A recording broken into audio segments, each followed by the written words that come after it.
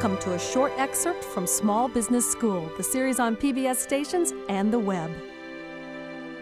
Hi, I'm Hattie Bryant, and this case about Specialty Cheese Company comes from our television series Small Business School, your video partner for this class.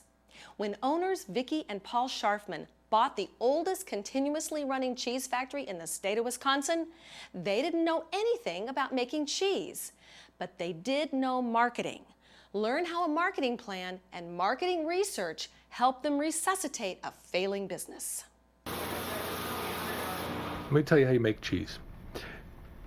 Cheese is like a chain link fence. We start by pouring pasteurized milk into a vat and adding some enzymes and cultures. Now those enzymes break down some of the proteins in milk and link them together to make a chain link fence. And they trap in the holes in the fence globules of fat. That's what curd is. It's just like all the tennis balls caught in a chain link fence. Then we're going to have people cut the curd. They'll be cutting the cheese. We push it into a curd elevator where it's lifted up and then dropped into forms. And all those forms will be turned periodically, covered to keep them the right temperature, and then cooled overnight. And we then make blocks of cheese. In 1991, Vicki and Paul Scharfman bought the oldest continuously running cheese factory in the state. You won't find the basics coming out of this place. You find cheeses made for niche markets. Kosher Syrian and Arab cheeses shipped to delis in New York, and the biggest seller, Queso Blanco, shipped to Miami, Houston, and other cities with large Hispanic populations. How did you land on Hispanic cheeses? Certain types of foods can't be made without authentic Hispanic cheeses. Just to give you an example, all the American cheeses melt, but certain Hispanic cheeses don't melt. You know what an enchilada is, yes. Right? There's a tortilla I've eaten with tons of enchiladas. There's the tortilla and the cheese inside, but when Americans make it, the cheese gets gooey and runs out. The genuine enchilada has the cheese soft, but it stays inside the enchilada. You can't do that with an American cheese. Okay. And the consumers were saying, would somebody please make me this cheese? Right. How did we decide to make Syrian cheese? We paid someone to spend a few hours in a library going through census data, right, asking what are the languages spoken at home in this country. And which cultures eat cheese. Right. You know, if we could figure out a cheese that Chinese people would eat or Chinese Americans would eat, boy, would we be out there with a Chinese American focused product. I was the sales and marketing manager for a subsidiary of Oscar Mayer, Lewis Kemp Seafood. Before that, I'd been the marketing manager for the Oscar Mayer company. And the first week in 1991, the Oscar Mayer company said to me, "You're a great guy, and we don't need you anymore. So have a great life." They gave me a nice severance package, and before I signed over the money to Fred Heim, we had spent close to $100,000 of our own money in market research. The biggest lesson that I had in this whole acquisition process was learning what I didn't know. I went out and got an enormous amount of debt, put up my home and everything I owned, and by November of 1991, we had bought the assets of what was then the Heim Cheese Company. The headquarters for what they now call the Specialty Cheese Company is in Lowell, about an hour's drive from Madison. I identified a company that fit my desires. Wanted to sell out, needed equity, needed marketing help. And I went to that firm and said, "So what do you do well? What can I build on?" Well, I could say what they didn't do well because sales were going like this. What do they do well? They make very good cheese, and they make a Cuban type of cheese. Boy, was it salty. But it's unusual. It's Cuban.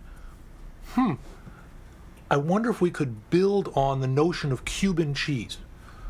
Well, my wife and I batted that one around. It didn't take too long to come up with more Hispanics are Mexican than Cuban, and there are other types of Hispanics. Let's see how those people have their cheese needs fulfilled. Paul and Vicki both have MBAs in marketing, and they say their successful turnaround of a dying company is based on market research. Vicki is adamant about it. There are many people who go out and say, I have God's gift to the product world. I have this fabulous invention. Everyone's going to love it. I'm going to make a mint. I'm going to sell a gazillion of them. They go out and they make this wonderful product, and it sits there, and nothing happens. And they can't understand why people aren't buying this, all right?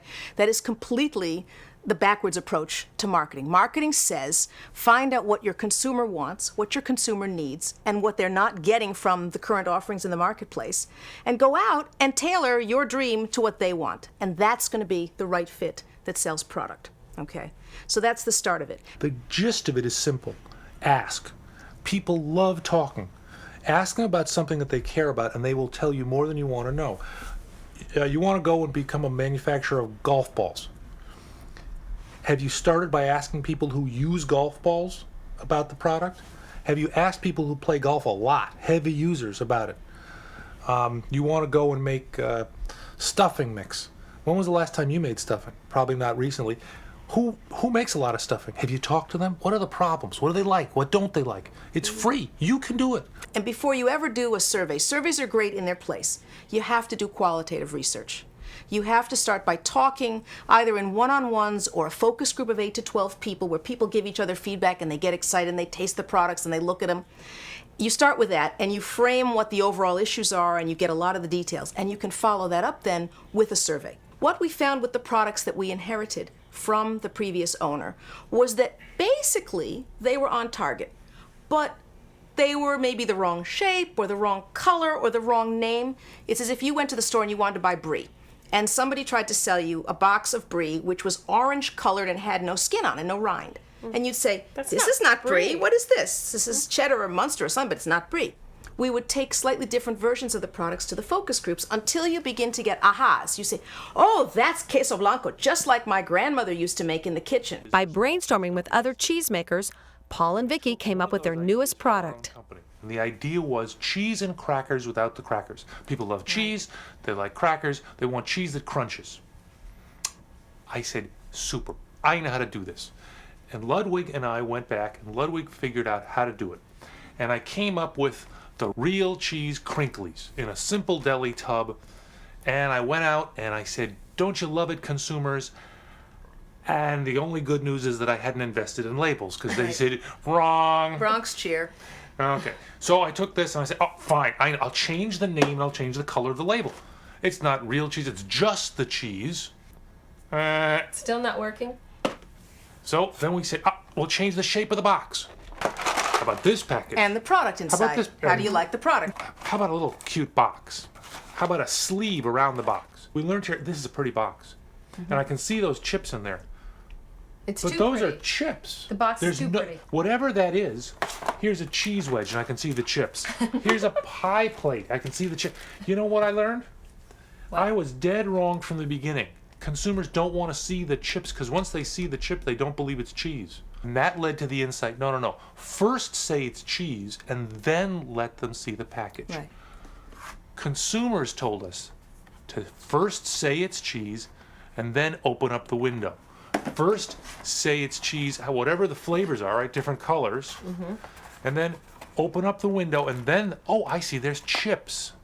Now that the Atkins diet is popular again, they can't make enough to supply the demand.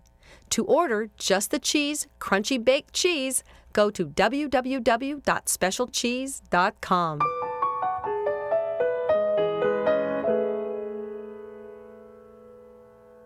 Advice.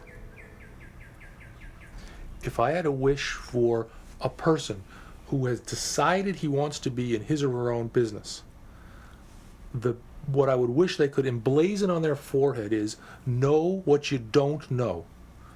And once you know what you don't know, you got to go find it out. There's much more on television and on the web at smallbusinessschool.org.